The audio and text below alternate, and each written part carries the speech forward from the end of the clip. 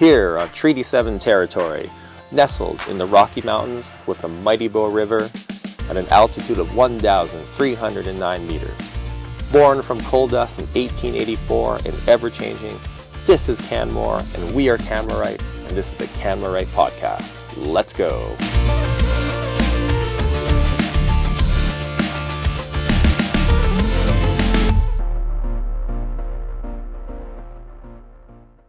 Hey everyone, it's me, Jeff Maw from the Canmorite Podcast. We're already into episode 28, and with me here is the mighty artist of the Bow Valley, Mindy Johnstone. Mindy Johnstone. How are you? I'm so great. Thanks, Jeff. Awesome. So it's been about a week since one of the biggest art events in Canmore is Creative Combat, which is a big fundraiser for artsPlace. And I heard a little birdie told me something about Creative Combat. What happened last Saturday? Well, I was really happy to come out of it being the audience, get to vote on the paintings, and I ended up winning that combat, which is pretty exciting. And it is a really like pressure cooker event. And so Hmm. everybody kind of just like, as artists kind of come together, it's like I feel like we're all winners in that respect, just Yeah. showing up on stage and painting in such a short length of time. Yeah. So like not everybody's been to the event. And I know like over the years, Creative Combat has kind of taken on a life of its own. It's considered one of the biggest fundraisers for Arts Place. I think they made over 100 grand like as a fundraiser. And so what's the format? Like how many artists are there that you're competing against? So their format, how they work is that there's 12 artists Mm-hmm. and there's two rounds. So Hmm. the first round, there's six competing, and Hmm. then the audience ends up voting for their one favorite piece out of the six. And Hmm. then the second group goes on, and then they vote. The audience gets to vote which is their favorite. And then at the end, the winners, the top four are announced, and that's kind of how it's tallied with. It's really like fun in the sense if you can just visualize that you're on a raised stage and Hmm. there's easels, stand-up easels, or you're working on a table flat, and the audience gets to walk around. And there's Mm. music playing, and it's like high energy, and they get to watch you work in Right. unison. And so, there's a few salmon like swimming upstream, like trying to Trying to go the other way. going the other way. What's like, what was that? Yeah. And so, yeah, they have a big kind of countdown, and there's two MCs. And so it's high adrenaline, kind of Yeah. master chef for painters. And, Yeah. and and so how long is each round that you get to create this piece of art? Sorry, what was that question? Like how much time do you get to create your piece? So each round Oh, is what? so Hmm. only 20 minutes, 20 and minutes. 20 minutes, it's not very long. It's an 18 by 24 canvas, so Yeah. it's a pretty decent sized canvas. Yeah, You yeah. could use pretty much any medium. Like typically Hmm. it's acrylic based. You could use charcoal. Hmm. As the artist, they could either work on a wood panel or they Hmm. can work on an actual canvas. And then you can prep your canvas beforehand with one color. So Mm. you could do like gradient, but it can only be one color, Yep. pretty much. And then, so no stencil work or pre-work, but once the timer goes, you could put a stencil on top, Hmm. and then you're kind of left to your own devices. You can bring in markers, oil pastels, and so this year in the combat, I ended up doing a technique that I Hmm. learned years ago, Hmm. rifling on YouTube, looking for palette knives, like Mm. different fun little projects. And I came across this palette knife one, and then over these years, I've been integrating that. This particular piece that I worked on, it's like birch trees, and it's all done with Mm. palette knives. So you Yeah. don't use water, you don't use paintbrushes. You literally, like, I brought, my apron, and in my apron were my like tools, and it's like squirting paint on canvas. and just moving it around with Oh my like gosh, exciting.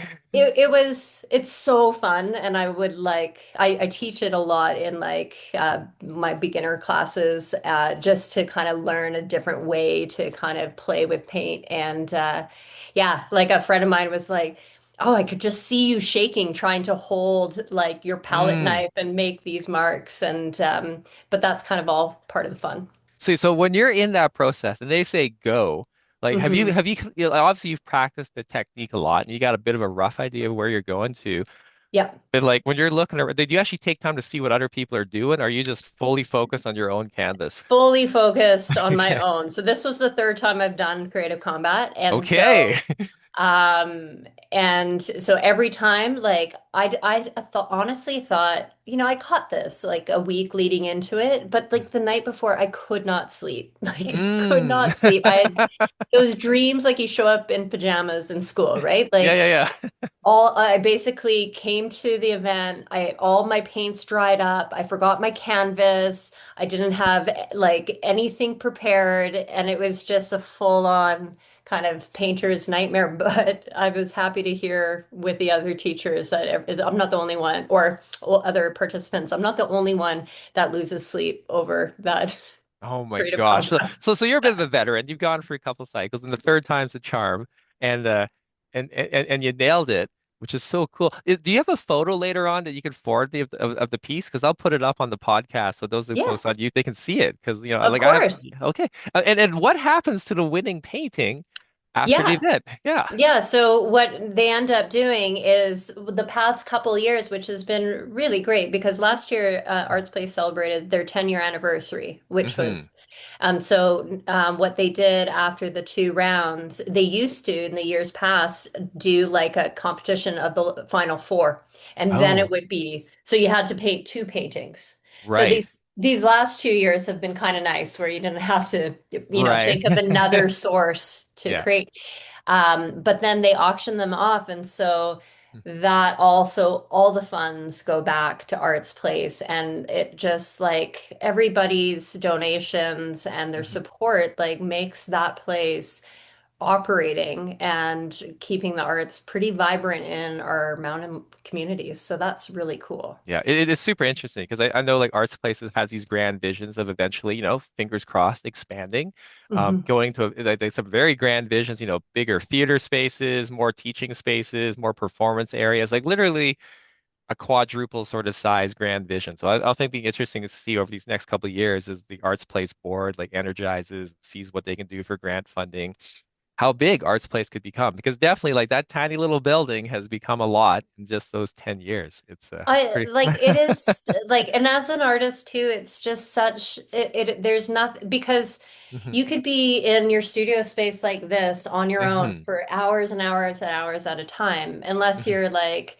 you make the conscious effort to go out and paint with other artists. And so to come together, especially in events like this, just to celebrate the arts is hmm really, really cool. Like hmm that to me is what kind of brings me back is to be able to, be in partnership with other artists and hmm for a good cause, and family, friends can kind of see what you really love to do. Yeah. And so we both come from a bit of a familiar like yoga background Yeah. back in the day. And then like the worst thing in the world happened in my lifetime was like the pandemic and that got super crazy. And Hmm. during that time you made a pretty cool transition. So like some people know you in your current life as an artist, and but your prior life you were a Yeah, I've been and still do teach. I've been yeah. teaching yoga for gosh, like over 20, almost 25 years. Isn't Yeah, that you and I crazy? are 25-year teachers. Yeah, it's so nuts. Yeah, yeah. It was like a very pivotal, hmm like good segue. Like Yeah. having had the yoga studio in Banff here for 11 years, like every moment was special from the very beginning all the way to its hmm end. And like so I still teach yoga within the community, and it honestly is what like art has always been, creativity has always been with me since I was a little girl, hmm painting on like anything I can get my hands on, really. Mm, But yoga has kept me very centered and grounded, hmm and I just find like now I'll go back to the old space, and it just feels like a warm blanket. Like mm, to be able to have such a healthy community, and it kind of for me art and yoga like kind of goes hand in hand, the hmm wellness factor of it. Yeah, because I remember like I really knew you more for the context as like for the yoga world. For And sure. we were both fellow studio owners, and like and I heard you're like a great teacher. And so when you told me you're doing this transition into art, so I didn't know Mindy was an artist. And like here we are, just only like 5 years later, and you're crushing it. So, like what are some of these other art things that you're doing in these past couple of years? Yeah. Well, so you know what, years ago, and like this is the thing that's so cool about the yoga world is you end up meeting a lot of like various people at different events. hmm And back in like 2017, I want to say, there we hmm had some a yoga training come in, and I met this girl from out of town, and she said to me, "You know what's really popular these days are paint nights." And so I start, and she's like, "That might be something you should consider." And hmm so I started doing that even like kind of at the same time I was had the yoga studio, and then when we closed the studio, I knew that like online yoga was already like that was something that was already kind of in place. And then hmm somebody said, "Well, what about teaching art online?" I was like, "That I Yeah. can do." Like that is hmm something new and something a different discovery. So like to this day, like since 2020, I still paint with the same women from like all over like parts of Canada. Sometimes they're in the US. So I'll do like online classes. hmm And I teach within like the town of Banff. So I'll do like beginner acrylics, hmm watercolor. I teach like kids art, and I'll also collaborate with artsPlace too, which Yeah. is great. And they also have a really amazing program we've been doing the last couple years with artsPlace is about bringing art into the schools as a form of mental health and how art can, like art therapy, basically. So working Right. with, middle school students to expose them to different ways on how they can express themselves more artistically than sometimes academically. And that has been super rewarding to work within the schools. hmm And then so for since the yoga studio as well too, I collaborate with another woman that I met in Italy years ago.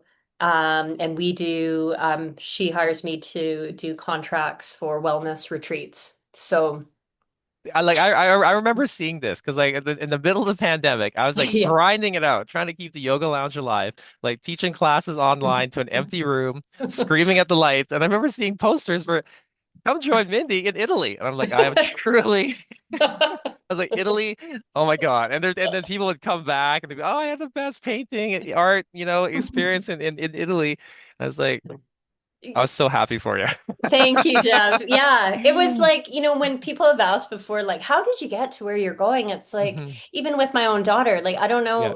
know, we sometimes can't map that trajectory out for ourselves. It's like hmm we just expose ourselves to these opportunities. Basically, like how I connected with the woman in Italy was when I turned 40, I was like, I want to go and paint in Italy. And so Yeah. I Googled artist in Italy, Yeah. and a Tuscany farmhouse came out for a 10-day workshop, and that's where I went.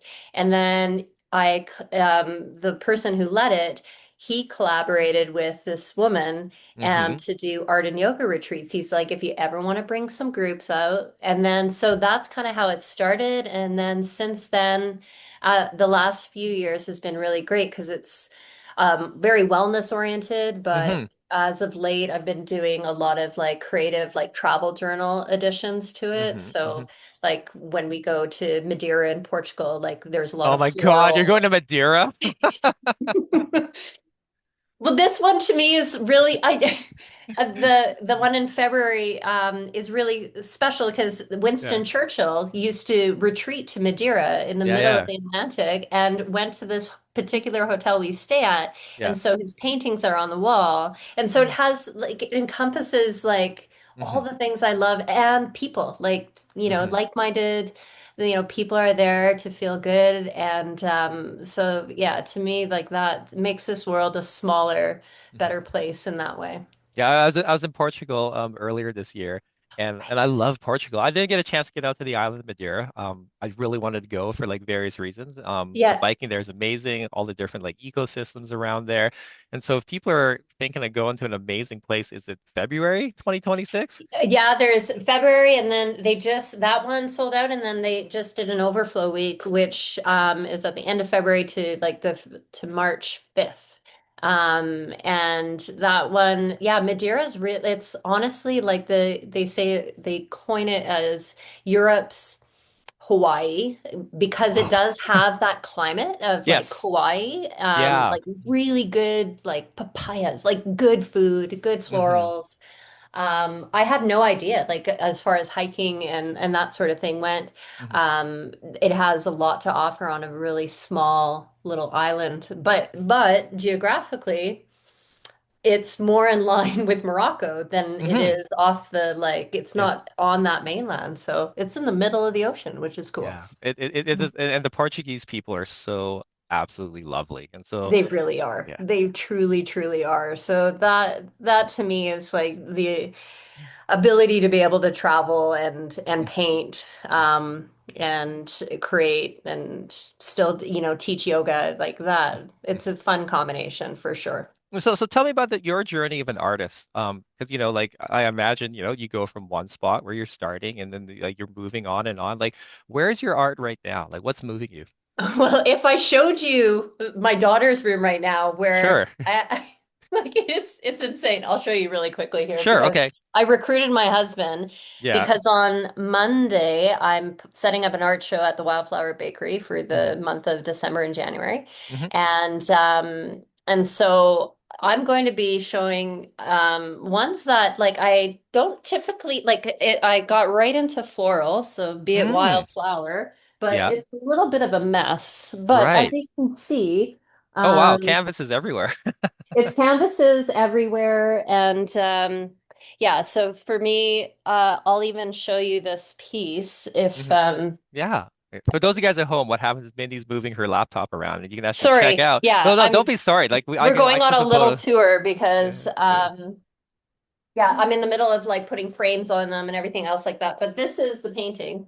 Oh. Well, so the painting that was auctioned off, like the owner is, but this was my one that I practice on. But this one That's also got beautiful. sold, so I'm sending this to Ontario tomorrow.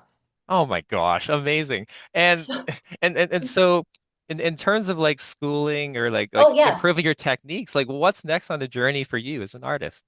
Well, I am currently enrolled in what they call the mastery program. Hmm. It's Milan Art Institute. There, Hmm. it's an online program that is based in Florida. Hmm. Initially, of course, the name Milan, I was like, oh, I thought it was Florida. like in Yeah. Italy, like, Hmm. but it's a family-run art school, and they are incredible teachers. And so I had done a few courses with them over the last few years where I really kind of elevated my style, and Hmm. it became like just big breakthroughs in my own personal journey with art, like starting to Hmm. play with like spray paint and acrylic inks. And um, so this program basically, to graduate, you have to do 30 pieces that are cohesive. And Hmm. then basically, for me, that is what drew me in. But the other part, there's four sections to it, and one of the section is to find your voice as an artist, Hmm. and what your message is in what you paint. Like, and although it'd be interesting if somebody like, just studied what I did so that they can kind of give me an idea of like, Hmm. oh, well, when I think of her work, it's this way. But I really honestly feel like I move a little bit around in like, oh, I'm painting bears. Now I'm painting florals. Now I'm painting like my like Banff calendars or Hmm. that sort of Hmm. thing. And I love it all, but I like the discipline to be able like this is what you're going to focus on. And I've never done that. I never challenged myself to Hmm. do a cohesive body of work. And that excites me. It gets me out of bed in the morning. And Mm. so every morning I'm like up painting or drawing. Oh, wow. And it really has inspired me in such a new, beautiful way that I didn't know was that accessible to keep developing your skill set as an artist. Yeah, and so like when you look back, have there been like like are there certain conditions in your life or things going on that kind of like spark a breakthrough or spark a curiosity or like push you in a different path or is it Well, I Mhm. mean, ironically, Yeah. what got me to kind of like dive back into painting was getting sick and not being able to use my voice. And Mm. so I could paint at that time. So that's where I started kind of seeking out like because like I do teach a lot and Hmm. it's really nice to be a student, like whatever discipline that you're in. And so for me, it's just that constant exposure to learning new skills and how you can allow that to kind of get absorbed with what you do. And you can take the things that you really like and apply them in your way or share them with others. Hmm. Hmm. And yeah, like, I mean, I grew up, my dad painted and Oh, wow, cool. yeah, and you know what's really cool too? So we went and retraced our roots back in 2018 to Iceland on my dad's side. Hmm. Hmm. And my forefather was also an artist. Okay. And so he did a book, and you know what he used to study? If you ever find yourself in the West Fjords Yeah, yeah. of Iceland, there's a sea monster museum. And I was like, oh, we have to go and Yeah. check this out. And when I would go in there, my daughter and I saw this plaque, and it Hmm. was our ancestor farm. The like Bjorn Bjornsson, Yeah. this is what he did. People would come out from being at sea and tell tales of sea monsters, Yeah. and then he would record their stories and then draw them. Oh my gosh. Those are so great. Are those actually like photos or like Yeah. canvases that he So did? somebody did like a full study on him, Hmm. and it was really cool because I mean, I'm also like been reading cards for 30 years. So he was like really into like not being a farmer, but more Hmm. like interested in like mythology and all Mm. these kind of like esoteric ways of Hmm. like what people's interpretations are. So, anyways, it was neat to see that sometimes like what we do is like so ingrained in our roots. Yeah, it's because it's an interesting thing because like for an example like my dad's dad like my grandfather who I've never met like he died well before I met but like and my dad doesn't really talk about like family much but I think at one point he actually alluded that back in China he actually did some sort of governmental role Really? and for some weird reason I had like a degree of compulsion to do like public service and so sometimes it makes me wonder these things that we Yeah. do, like, is it environment? Is it genetic? Does it code in a certain way? We want to express ourselves a certain way, and then maybe we do. And so, Well, and yeah. I really did find some good comfort in knowing it's just like, we sometimes get pulled to do certain things, like a calling of some kind, and Hmm. we don't know necessarily where it comes from. Hmm. And to be able to kind of link it back to that, like, we're talking 1700s, like That's a long time ago. it's a long time ago. Yeah. So it was really cool about that. So it was very young, and I like at one point, as a teenager, I, always drew. My dad drew a lot of like Marvel comics and stuff like Hmm. that. Hmm. So that's what I used to draw a lot. Like when I was 16, I thought, oh, I'll be a tattoo artist. Like, Oh, amazing. yeah. And then I kind of evolved a bit. I went into interior design. I did interior design for a year, and then I got to design my own yoga studio, and Hmm. also like painted and do all those things. So I feel like no matter what we do in this life, we apply it Hmm. the best way that we know how, and we just sometimes can't guess how it's going to unfold. For sure. Well, here's an interesting question. Yeah. I know you teach a lot of courses at artsPlace, and sometimes that's with youth. My younger daughter, she did a great program with you on animation. Um, what sort of advice would you give someone, whether they're younger or not, and they're trying to like grow their art or maybe turn it into something that's more meaningful in their life? Is there any sort of Mhm. like because you have made that leap, and I was just curious.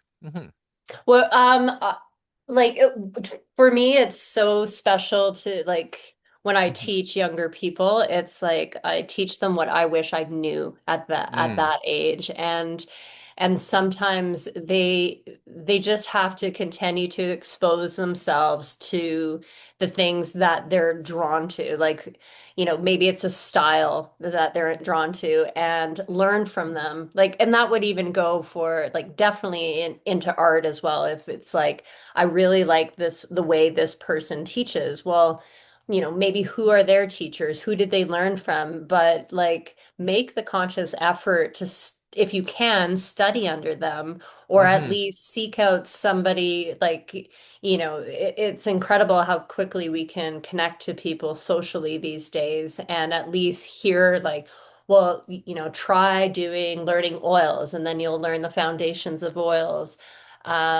But it's even to pose that same question hmm for, leading retreats, for example. It could be art retreats, it could be yoga retreats. It's like you need to experience the retreat hmm before you execute the retreat. Like you need Yep. to kind of like embody what it is that you want to do hmm before you kind of seek out to do it. And to what else I would tell young people, especially like, the ones that are just graduating, hmm is if you are already, like art is your skill set. Like no matter what you do, it's like you find your passion in art. It's what you do all the time. Like you know that you're good at what hmm your craft is.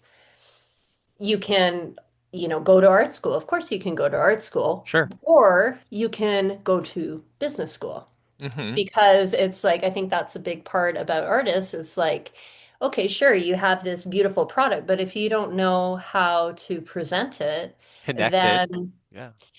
marketing, learning about your brand, what your message is, hmm I think all those little things are really important to kind of understand, hmm because it'll always be with you, like Yeah, that for creative sure. draw. So. But I That's love like your daughter, for instance, like she's just a natural talent. Oh, thanks. I'll have to let her know that because she loves you. Yeah, well, like truly she is like, and I see it and I love like the concentration and focus that kind of just Mhm. like washes over like when they're in the zone of doing Mm, it and you just want to continue to nurture that. And if you're a parent, it's like nurture whatever it is your kid's into. Like you mhm, can clearly see it in their like visual arts or music, whatever the case might be, but keep exposing them mhm. to new ways of learning and enhancing their skill set in some way. Awesome. Okay, here's an interesting question for you. Who's an artist in the Bow Valley established that you really think that's great? Chrissy Nickerson, love her. Amazing. Awesome. Chrissy's great. And Yeah. here's another fun question. Hmm. Because you're seeing the whole gamut. Aspiring artists early in their arc right now in the Bow Valley that we should keep an eye on. Oh, inspiring artists. Like someone we should keep an eye on. Like Well, this young person mhm. is still in high school. That's fine. Or like grade 10 or something Yeah. like that. But I've been teaching her classes, hmm kind of like Clara, like, as they get older. And she was just in my 6 week beginner course. And I was like, oh my gosh, like so blown away. And she would be an emerging artist to stay on that path. Like, Ara Okay. is like somebody that I'm like, I can see it. It is in you. Okay. Yeah. Amazing. So we're kind of running out of time here on the podcast. Mindy, what's your website? Because I'm sure that people are listening to this, they're curious about, hey, I want to like see like more of your art, like or purchase your art, or maybe there's some events or like trainings Yeah. or going to Madeira. How can people get hold of you? Oh yeah. So you can find me on my websites art and soul with Mindy dot Hmm com. Same handle on Instagram. Hmm. If Hmm. you want to shorten things, you could just go Art with Mindy. I have two Okay. domains Okay. to make it super easy. Okay. But on there, you'll see all the offerings that I currently have because we have the winter programs coming up for the town of Banff. So there's a few courses Hmm. with acrylics online, and then you'll see like I have a market. There's a market here in Banff, a sip and Hmm. shop on Sunday Hmm. from 1 till 7. So I'll be like there selling some wares with a lot of other great artisans around the Bow Valley too. Okay. Amazing. Well, Mindy, big congratulations for winning Creative Combat. It's like you pulled it off, and just I'm just really, really pleased and excited for all these awesome things happening in your life, and also just for putting back into the community. Thanks so much. Thank you, Jeff, so much. I appreciate you reaching out. It's been a blast. Thank All you. right. Take care.